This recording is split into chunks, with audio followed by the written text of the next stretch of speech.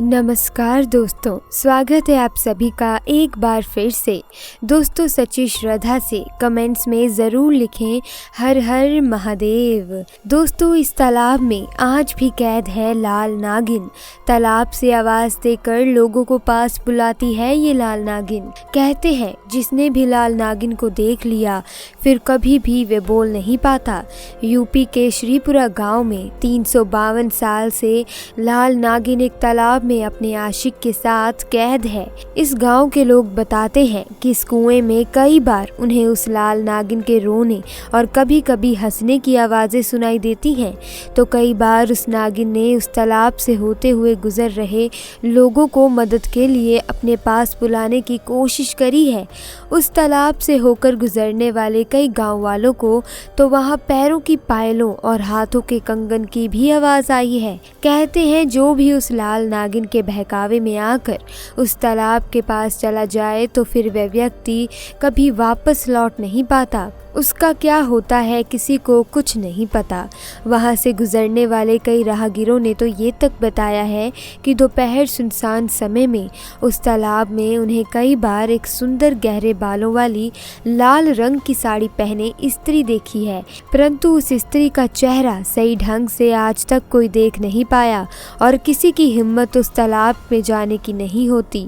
श्रीपुरा गांव के लोग उस तालाब को श्रापित मानते हैं और गांव का कोई भी व्यक्ति उस तालाब पर नहीं जाता। दोस्तों, दरअसल उस तालाब और लाल नागिन से जुड़ी एक बेहद ही दुख भरी दास्तान है, जिसके कारण ही वे लाल नागिन उस तालाब में आज भी करीब 352 सालों से कैद है।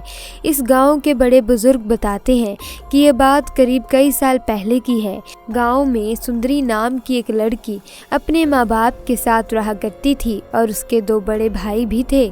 सुंदरी अपने नाम के अनुसार ही रूपवती और बहुत ही ज़्यादा सुंदर थी, परंतु सुंदरी के दोनों बड़े भाई बहुत झगड़ालू किस्म के थे। गांव के कमज़ोर लोगों को डराना धमकाना उनका शौक था। सुंदरी के बड़े भाइयों के कारण ही कोई भी गांव का लड़का उसे छेड़ना तो दूर उसके पास से गुजरने से भी डरता था। सुंदरी अक्सर अपनी सहेलियों के साथ बकरी चराने पास के जंगल जाया करती थी। उसी जंगल में एक दिव्य नाग का वास था। उसके पास मायावी शक्तियाँ थी जिसके दम पर वो नाग से मनुष्य बन जाता था। एक दिन उस नाग ने जंगल में कुछ लड़कियों की बहुत ज़ोर से हंसने की आवाज़ सुनी तो उसका ध्यान उन आवाज़ों की तरफ गया।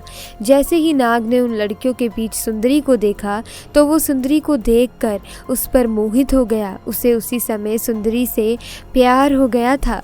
अब तो रोज़ जब भी सुंदरी सहेलियों के साथ जंगल आती तो वो नाग उसे निहारा करता था, परंतु उसकी कभी भी ये हिम्मत नहीं हो पाई कि वो सुंदरी के सामने जा पाए। ऐसा करीब कई महीनों तक चलता रहा। नाग सुंदरी को बस दूर से देखा करता था। फिर एक बार काफ़ी तेज़ बारिश के कारण सुंदरी जंगल में ना जा सकी। 1 हफ्ते तक लगातार बारिश के कारण वे नाग सुंदरी को नहीं देख पाया था, जिसके कारण वो बहुत ज़्यादा दुखी था। भारी बारिश के कारण जंगल से होकर गुजरने वाली नदी भी पानी से काफ़ी भर चुकी थी। जब बारिश रुकी तो सुंदरी फिर से अपनी सहेलियों के साथ उस जंगल की तरफ गई और इसी का तो वो नाग इंतज़ार कर रहा था। सुंदरी का चेहरा देख वे नाग खुशी से फूले नहीं समा रहा था। बारिश के कारण जंगल के रास्ते में कई जगह काई जम गई थी। सुंदरी घूमते घूमते अपनी सहेलियों से थोड़ा दूर नदी के पास चली गई। तभी अचानक सुंदरी का पैर खराब रास्ते के कारण फिसलता है और वे खुद को संभाल नहीं पाती तथा नदी में गिर जाती है। नदी का बहाव इतना तेज था कि वे तेजी से पानी में डूबती ही जा रही थी। उसने अपनी सहेलियों को मदद के लिए आवाज़ लगाई, परंतु वे काफ़ी दूर थी। अब वो नदी के बहाव के साथ खुद भी बही जा रही थी। वो नाग उसे काफ़ी दूर से देख रहा था। जब उसने सुंदरी को डूबते देखा तो तुरंत मनुष्य रूप में वह उस नदी में कूद पड़ा और तेजी से तैरकर सुंदरी को नदी से बाहर निकाल लाया। सुंदरी बहुत ही ज़्यादा डरी हुई थी और रो रही थी। उसने सुंदरी से कहा, डरो मत, अब तुम सुरक्षित हो। सुंदरी ने जब उस लड़के को देखा तो उसका धन्यवाद किया और उसका नाम पूछा तो उसने अपना नाम शिवम बताया। सुंदरी बोली, शिवम, अगर तुम ना होते तो आज मैं शायद जिंदा ही ना होती। मुझे समझ नहीं आ रहा मैं कैसे तुम्हारा शुक्रिया अदा करूं। इस पर शिवम बोला कि अगर तुम चाहो तो क्या मैं तुम्हारा दोस्त बन सकता हूं। सुंदरी ने शर्माते हुए हाँ कर दी। अब तो वे रोज दिन के समय जंगल और गांव के बीच बने तालाब वाली जगह पर अकेले मिला करते थे। सुंदरी तालाब के पास पहुंचकर जब भी शिवम का नाम लेती, वे अचानक उसके सामने आ जाता। दोनों की दोस्ती धीरे धीरे एक नया रूप लेने लगी और सुंदरी को भी शिवम से प्यार हो गया था। एक दिन शिवम ने अपनी इच्छाधारी नाग होने की सच्चाई भी सुंदरी को बता दी। सुंदरी ये सब जानकर हैरान रह गई, लेकिन वो शिवम से इतना प्यार करने लगी थी कि उसने ये सच्चाई भी स्वीकार कर ली। दोनों जब भी एक दूसरे के साथ होते तो समय कब बीत जाता पता ही नहीं लगता। परंतु एक दिन गांव के ही किसी लड़के ने उन दोनों को एक साथ देख लिया और ये बात सुंदरी के भाइयों को बता दी, जिससे सुन दोनों भाई गुस्से में आग बबूला हो उठे और दोनों कुछ लड़कों के साथ उस तालाब की ओर चले गए जहां सुंदरी और शिवम बैठे थे।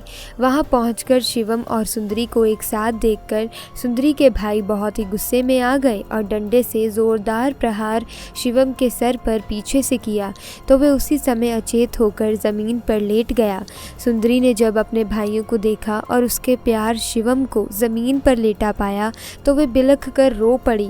अपने भाइयों को रोकने के लिए सुंदरी ने बहुत कोशिश करी, पर उसके भाई तो उस समय जल्लाद बन चुके थे। उन्होंने अपनी बहन को कस कर पकड़ लिया और शिवम को तब तक लाठियों से पीटते रहे जब तक वह मर नहीं गया और फिर उसे उसी तालाब में फेंक दिया। सुंदरी को पकड़कर घर ले गए और कमरे के अंदर बंद कर दिया गया और करीब एक हफ्ते के बाद उसकी शादी पास के ही एक धनवान परिवार के लड़के से करा दी गई। शादी वाले दिन सुंदरी को ज़बरदस्ती तैयार किया गया, उसे लाल जोड़े से सजाया गया, परंतु वे रो रही थी। तभी अचानक उसने देखा कि सभी शादी की तैयारी में जुटे हुए हैं और अचानक से लोगों का ध्यान सुंदरी से चला गया। वे इसी मौके का तो इंतज़ार कर रही थी। सुंदरी मकान के पीछे वाली खिड़की से किसी तरह कूदकर उस घर से भाग निकली और तालाब पर जा पहुंची जहां वे शिवम से मिला करती थी। तालाब के पास पहुंच उसने चाकू निकाला जो वे भागते वक्त अपने साथ ही घर से लाई थी।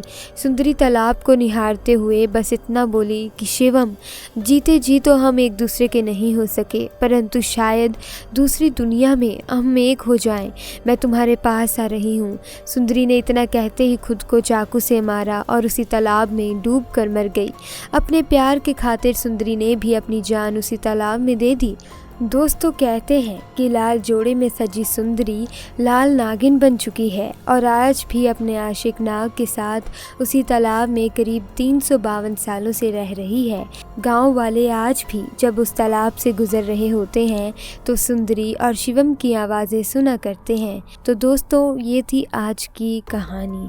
तो अगर आपको ऐसी ही कहानियाँ सुननी है तो हमारी वीडियो को लाइक करें और चैनल को सब्सक्राइब कर दें ताकि आपको ऐसी वीडियोज़ की अपडेट मिलती रहे। मिलते हैं अगली किसी वीडियो में, तब तक के लिए आपका बहुत बहुत धन्यवाद।